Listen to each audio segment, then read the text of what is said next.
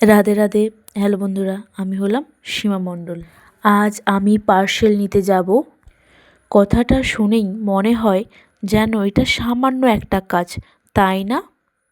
কিন্তু বিশ্বাস করুন, আমার আজকের জার্নিটা বেশ কিছু অপ্রত্যাশিত মজার ঘটনা ঘটেছে।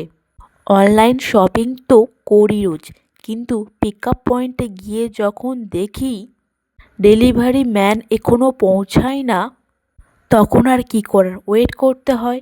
ডেলিভারি ম্যান না আসার জন্য আমি ওয়েট করছিলাম।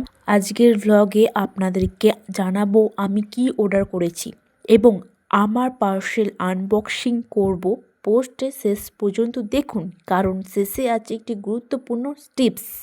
বন্ধুরা, তোমরা দেখতে পাচ্ছ আমি আমার পার্সেলটিকে আনবক্সিং করা শুরু করে দিয়েছি।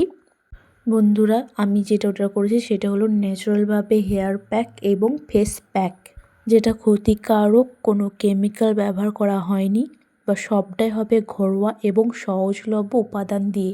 তার জন্য আমি এই প্রোডাক্টগুলো অর্ডার করেছিলাম। একসাথে আমি 10টা প্যাকেট অর্ডার করেছিলাম। প্যাকেটটা হলো অরেঞ্জ লেবুর খোলার গুঁড়ো, তারপর হলো চন্দন গাছের কাঠের গুঁড়ো। প্রত্যেকটা প্যাকেটে 40 গ্রাম করেই থাকবে পাউডার। তারপরের প্যাকেটটা আছে মুলতানি মাটি 40 গ্রাম। এইটা হলো মুলতানি মাটি, যেটা হেয়ার প্যাক এবং ফেস প্যাকে অ্যাপ্লাই করা যাবে। এই প্যাকেটেতেও আছে 40 গ্রাম করে। এটি হলো নিম পাতা গুঁড়ো, এটা বাড়িতেও করা যায়। বাড়িতে করে একটু ঝামেলা থাকে বলে তাই আমি এটা অর্ডার করে নিলাম।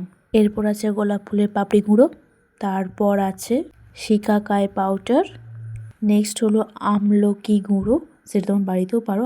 এরপর রিঠা পাউডার, সেটা হলো হেয়ার প্যাকে কাজে লাগে। নেক্সট প্যাকেটটা হলো 63 গাছের পাতার গুঁড়ো, যেটা আমাদের গ্রামেও আছে, তাও আমি পার্সেল করলাম। লাস্ট প্যাকেটটা হলো ব্রাহ্মী শাকের পাতার গুঁড়ো, যেটা খেলে ব্রেনি হয়, এটা মাথারই হেয়ার প্যাক।